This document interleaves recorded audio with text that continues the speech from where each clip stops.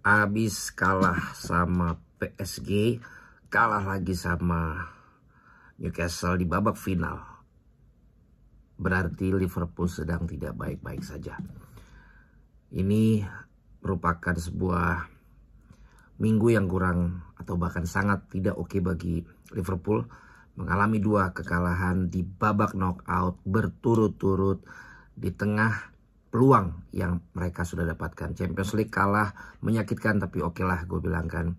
Karena Liga Inggris paling utama, pemanasannya ada di Carabao Cup. Walaupun memang menang dibilang Piala Ciki, kalah makin dicaci. Tapi kalah juga. Harus waspada karena Arsenal menang pangkas 12 poin. Jangan sampai kalah sekali lagi setelah nanti internasional FIFA Matchday. Karena bisa jadi kepangkas jadi 9. Udah di situ nanti akan makin aneh-aneh aja. Karena inilah momen-momen yang dikuasai oleh City kalau mereka sedang mengejar dan sudah memimpin. Jadi ini jangan sampai terjadi. Dan ini harus jadi pembelajaran untuk 2 pertandingan yang terkini. Bahwa menempatkan Luis Diaz Salah tidak tergantikan bersama dengan Jota, itu masih gua sepakati dan setuju sekali dengan Szoboszlai, Gravenberch, McAllister, dan juga pilihan yang lain adalah Robo, Quansah, Van Dijk, Konate yang ada di belakang, terlepas dari apakah Alisson ataupun juga Gallagher untuk di Carabao Cup. Tapi yang menjadi keheranan gue adalah Salah dari tadi mukanya nggak excited banget gitu. Salah mukanya masih kayak waktu mereka gagal penalti. Tidak ada semangat, tidak ada spirit, tidak ada rasa lapar di Carabao Cup ini. Mereka kayak memainkan partai yang biasa saja. Padahal mereka main tidak di Anfield, mereka main tidak di St. James Park, mereka main di Wembley. Tapi bahkan penonton pun lebih terdengar penonton Newcastle. Ya wajar juga, mereka 50 tahunan tanpa gelar dan ini menjadi momentum buat mereka. Sebaliknya, semangat juang, determinasi, tidak mau kalah di duel-duel, itu adanya di Newcastle. You name it lah nama-nama pemain yang ada, yang tampil tadi. Jadi dari sisi semangat, keinginan untuk menang, determinasi, itu udah kalah tadi. Lalu kecolongan gol corner kick. Ini mungkin banyak juga yang pertanyaannya sama. Kenapa McAllister yang ngawal si monster itu? Dan ternyata bukan nggak sengaja. Setelah itu pun setiap tendangan penjuru yang jagain adalah McAllister. Kok nggak tahu strategi apa? Ataukah memang Van Dijk dan Konate harus jaga yang lain? Tapi kayaknya yang paling tinggi itu kan si monster itu kan. Kenapa dikasihnya McAllister gitu loh. Tapi mungkin pada saat video ini diupload udah ada jawabannya. Tapi menurut gue itu mengherankan. Lalu semangat juang, corner itu tidak terantisipasi. Dan kemudian adalah ketika mengganti di babak yang kedua, paket awal masih sama. Masukin Darwin sama Curtis Jones. Darwin berapa kali gue masih oke lah kesempatan untuk dia. Karena termasuk lawan Newcastle waktu itu dia bisa cetak 2 gol kan. Tapi beberapa pertandingan akhir ini memang mungkin mental juga lagi drop. Memang tidak sedang dalam performa terbaiknya. Gue bukan karena kemudian melihat permainan di belakangan ya. Memang gue bertanya-tanya kenapa Chiesa belum dapat kesempatan.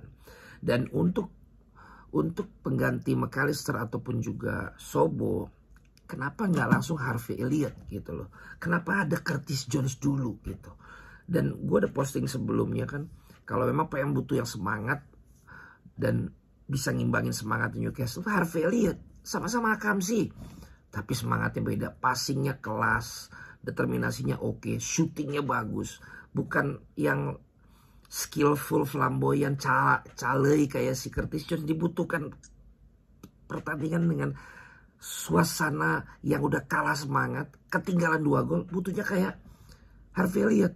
Dan ternyata begitu Chiesa masuk juga kayak nggak yang kita tahu cedera atau nggak layak untuk dimasukin. Selain gol yang dia cetak, dia bisa tampil fight gitu. Jadi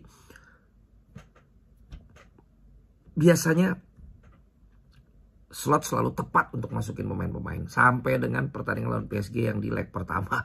Tapi di leg yang kedua dan hari ini menurut gua Slot sedang tidak tepat masukin pemain-pemainnya. Tapi tentu saja itu pendapat gua.